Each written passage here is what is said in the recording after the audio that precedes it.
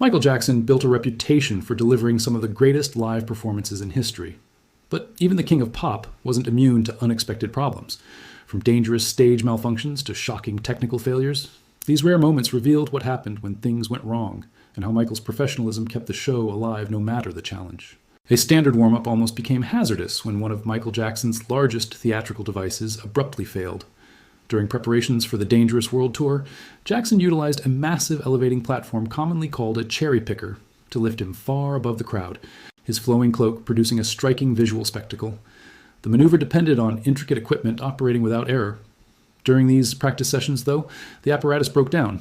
Rather than proceeding as planned, the mechanical lift froze, stranding Jackson at a considerable height. Crew members promptly hurried to respond. As guitarist Jennifer Batten later described, stagehands placed urgent calls while striving to carefully lower the mechanism before the situation escalated. Even while suspended, Jackson stayed tranquil and collected. Through his microphone, he reportedly alerted the staff that the matter demanded swift action. The group ultimately fixed the fault, and the performances continued. Although the broader audience remained unaware, it endures as a striking illustration of how rapidly grand stage machinery can turn perilous. Now, take a look at this dramatic image that shows a performer who looks like Michael Jackson during a scene from MJ the Musical. Under the red stage lights, he appears to collapse while holding his lower back with theatrical blood, adding to the intensity of the scene.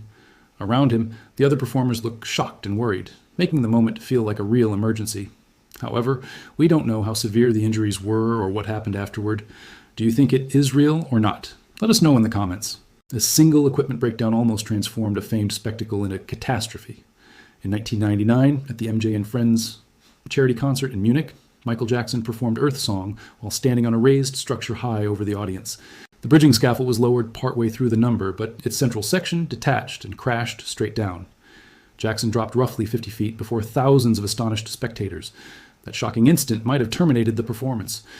Yet, Jackson declined to let the mishap halt him. Despite the plunge, he rose again and carried on with the act.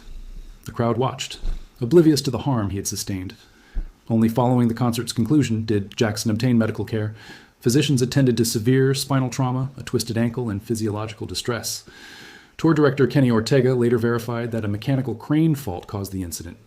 A routine stunt became one of the most perilous episodes in Jackson's entire career. The grand opening was spoiled before it could properly commence. During the Dangerous tour, Michael Jackson employed a stage elevator that fans later dubbed the Toaster. Engineered to propel him onto the platform instantaneously, the trick produced the impression that he had materialized from thin air. Everything hinged upon flawless synchronization. Yet, throughout a single concert, the apparatus faltered. Instead of launching upward as intended, the lift descended gradually while Jackson remained hunched beneath it. Thousands of spectators witnessed the surprise unfold prematurely, exposing the gimmick before it could generate any dramatic effect. What ought to have been a breathtaking reveal turned into an uncomfortable technical blunder. The crowd could plainly observe how the mechanism functioned, erasing the enigma behind one of the production's most significant highlights. For an artist celebrated for impeccable stage presentation, this constituted a rare misstep. The performance proceeded, but the botched unveiling became a lasting reminder that even meticulously orchestrated stunts can falter when machinery declines to cooperate. The Globe's most celebrated stage trick nearly collapsed into disaster. During the History World Tour, Michael Jackson amazed crowds with the legendary forward lean maneuver. Viewers watched him incline at an angle that defied physics, producing one of the most unforgettable images in live performance history. Yet, the secret lay not in extraordinary equilibrium. The stunt relied on custom-fitted footwear that locked onto anchors embedded in the floor. The movement appeared effortless, yet rested wholly upon immaculate coordination. Then arrived the evenings when that coordination failed. During concerts in Tokyo in 1996 and Amsterdam in 1997, his heel occasionally missed the floor peg. Without that crucial attachment, the deception evaporated instantly. Dancers had to swiftly restore their footing before a misstep became a tumble. For a fleeting moment, the painstakingly constructed ruse stood unmasked. Countless spectators observed the show proceed, yet hardly any recognized how narrowly the renowned move escaped mishap. Beneath the spectacle, a single, tiny error sufficed to permit physics to reclaim control. An ordinary advertising shoot became one of the most agonizing episodes in Michael Jackson's existence. On January 27, 1984, Jackson was recording a Pepsi spot at the Shrine Auditorium in Los Angeles. The production incorporated music, brilliant illumination, and fireworks intended to generate a dazzling display. Everything appeared to be proceeding without issue. Then, during the sixth attempt, calamity struck. A mechanical miscalculation caused the magnesium-based explosives to detonate prematurely. Sparks flew toward Jackson and ignited his hair while the cameras kept running. Within seconds, the situation descended into mayhem. Stagehands hurried to assist as extinguishers were deployed to douse the flames. What had begun as a meticulously arranged advertisement transformed into a grave crisis. Jackson sustained burns to his scalp at the second and third. De Griesen was transported urgently to Brotman Memorial Hospital for care. The wounds left permanent marks and demanded additional surgical interventions in subsequent years. The incident forever altered Jackson's life and professional trajectory. The protective audio vanished, and instantly every gaze fixed upon Michael Jackson. During the Royal Brunei concert in 1996, Jackson was delivering Scream, a track built around coordinated instrumentation, vocals, and theatrical effects. Everything proceeded according to plan until the show encountered an unforeseen and troublesome glitch. Then the pre-recorded music ceased entirely. The accompaniment sustaining the number suddenly disappeared, leaving a conspicuous void in the presentation. No forewarning occurred, nor any chance to brace or prepare. For an instant, the whole act rested on Jackson's shoulders alone. Rather than halting or awaiting repairs, he pressed onward without hesitation. With the backing absent, he carried the introductory verse live and unsupported before the audience. The polished spectacle viewers anticipated had abruptly turned unpredictable and raw. That technological breakdown might have ruined the performance, yet the concert advanced regardless. What commenced as a meticulously governed production became an examination of artistry under duress. Occasionally, machinery itself becomes the greatest obstacle upon the stage. For a single anxious instant, the entire concert teetered on the edge. Beams of light swept across the auditorium as thousands of spectators tracked each motion from the platform. The music roared through the masses while a hydraulic lift carried Michael Jackson far above the attendees, producing one of the evening's most striking visuals. Then an intruder broke through. A determined admirer evaded security and climbed toward Jackson while he remained suspended over the crowd. That unexpected assault instantly converted a meticulously orchestrated display into a crisis nobody had anticipated. The anxiety escalated rapidly, yet while guards scrambled to respond, the presentation never halted. Jackson stayed serene and attentive as the melody persisted. High over the audience, he extended his hand and assisted in steadying the fan as the incident evolved around him. What might have become a perilous disruption instead turned into one of the evening's most unforgettable episodes. The onlookers witnessed more than a musical performance. They observed composure under strain that spectators never forgot. The platform chose to contribute its own moves that evening. During the dangerous tour in Moscow, Michael Jackson stepped onto the stage, anticipating every action would unfold precisely as practiced. His shows were constructed around exactness, with each step and glide thoroughly mapped out. Yet the platform had alternate intentions. A damp surface had rendered a portion of the flooring unusually slick. As Jackson navigated through the number, he suddenly skidded considerably farther than planned. What ought to have been a regulated motion became an unforeseen slip. For a fleeting second, the performance appeared poised to veer off track. Yet Jackson responded immediately. Rather than allowing the error to disrupt the show's rhythm, he adapted and proceeded as though nothing had occurred.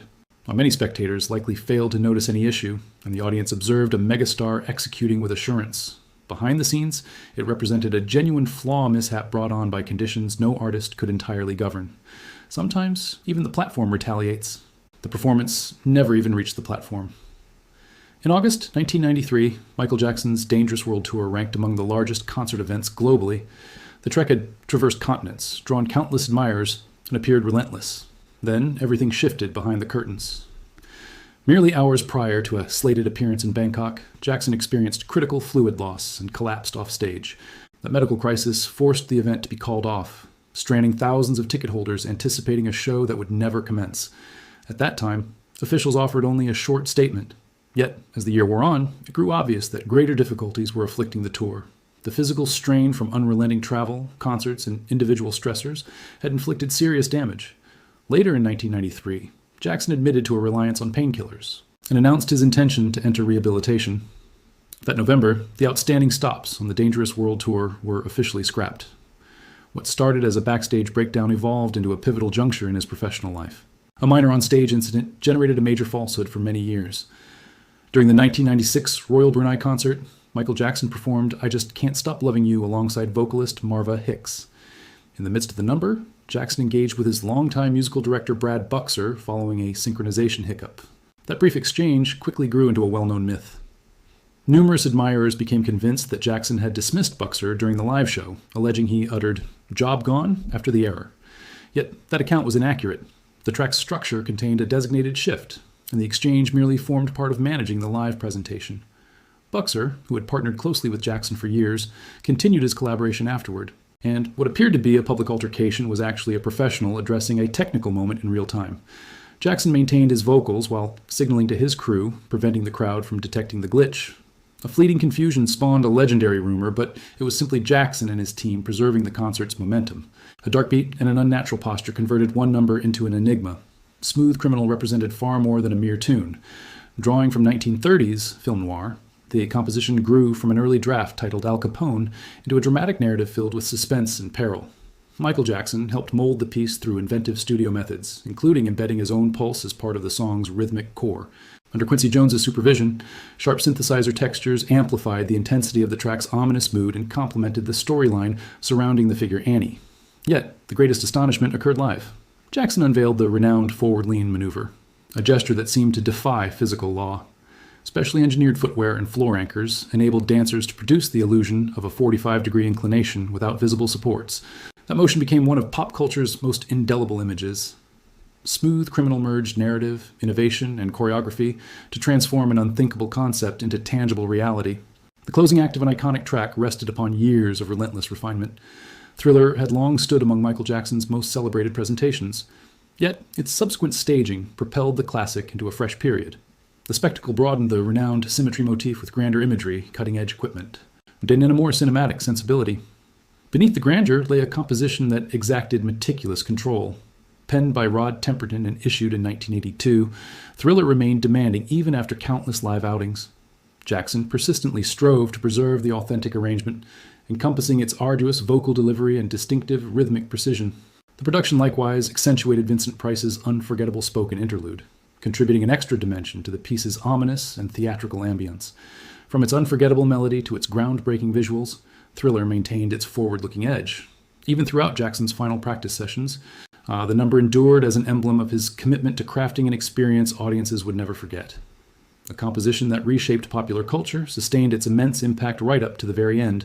The quiet dissolved and the whole venue erupted with force. Following the dramatic toaster emergence at the outset of the Dangerous World Tour, Michael Jackson's shift into wannabe startin' something marked the instance when the concert genuinely came alive. For nearly 2 minutes, he generated anticipation by remaining almost entirely motionless. Then, the initiating rhythm struck, unleashing every ounce of pressure accumulated inside the arena. The transformation occurred instantly. The dancers moved in sync with the groove. Illuminations pulsed with flawless coordination, and every element of the production operated in unison like precision machinery. Yet beneath the thrill lurked a formidable obstacle. The troupe had to transition from absolute immobility to vigorous motion within mere seconds. The backstage team likewise had to synchronize audio, illumination, and explosives without losing a single pulse. Each component needed flawless execution before enormous audiences. This introduction demonstrated that Jackson was not merely mounting a concert. He was engineering a comprehensive stadium spectacle where tension, melody, and motion converged to forge something truly indelible. The interval show was permanently transformed after Michael Jackson occupied that platform. Prior to 1993, Super Bowl halftime presentations were frequently modest interludes featuring marching bands and conventional fare. Jackson revolutionized the format during Super Bowl 27 with a spectacle that became a worldwide phenomenon. The greatest astonishment arrived before he uttered a single lyric. The production commenced with a striking ruse as lookalikes appeared on enormous stadium screens, leading spectators to believe Jackson was materializing in multiple spots. Moments afterward, the actual Michael propelled onto the central stage via a concealed elevator mechanism. Then he executed an unforeseen maneuver. Jackson remained utterly motionless for nearly 2 minutes before a colossal audience, generating profound suspense without uttering a sound. That stillness became an integral part of the act, demonstrating his capacity to command a crowd through sheer aura. Jackson utilized the platform to advance his Heal the World Foundation, while that legendary broadcast reshaped halftime entertainment and affirmed the enduring influence of a single moment on stage. The ultimate practice session conveyed a significance extending far beyond the platform itself. On June 24, 2009, Michael Jackson delivered Earth Song during his final run-through at the Staples Center. Despite the grueling preparation and elaborate staging, he executed the number with vigor and concentration, mere hours before his death. The piece was intended to serve as the emotional core of the planned This Is It concerts. It merged music, imagery, and innovation to narrate a compelling story about the environment. A massive on-screen segment depicted a young girl traversing a devastated forest, linking the act to its ecological theme. The staging incorporated enormous set pieces, including the cherry picker lift and a vehicle meant to symbolize the devastation wrought by warfare. Jackson likewise wove his poem, Planet Earth, into the presentation, converting the platform into a declaration about safeguarding the globe. That final rehearsal displayed Jackson's narrative ability, inventiveness, and devotion to purposeful artistry, becoming an indelible moment from his closing days. The illumination vanished, and the entire venue anticipated whatever followed.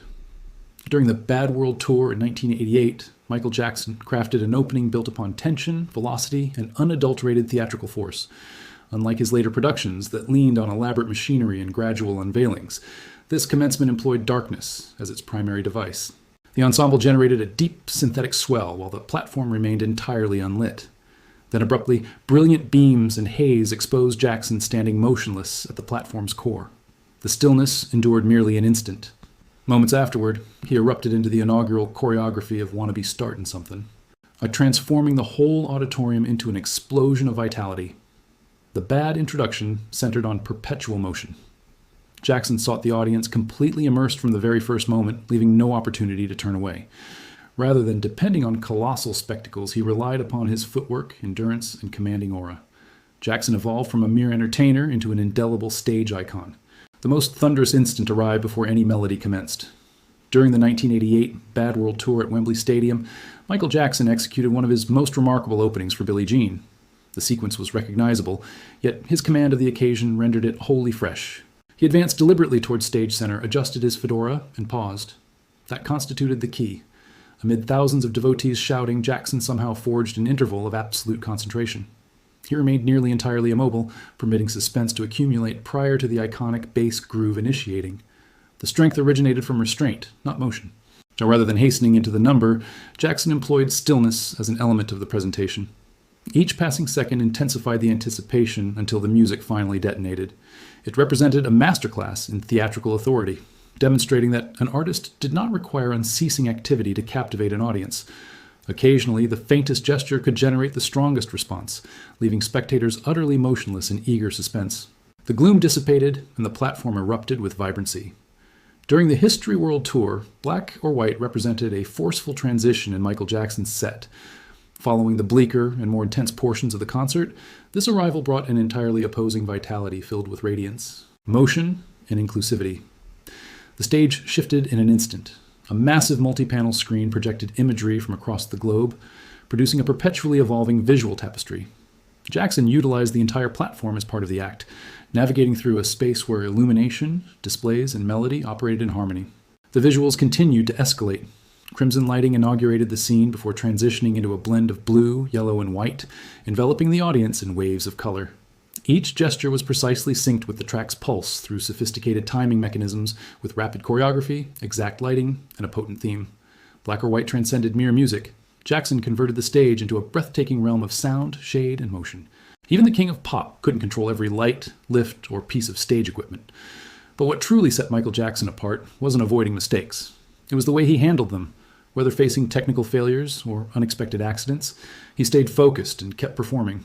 Those unforgettable moments remind us that behind every legendary show was an artist whose professionalism was just as remarkable as his talent.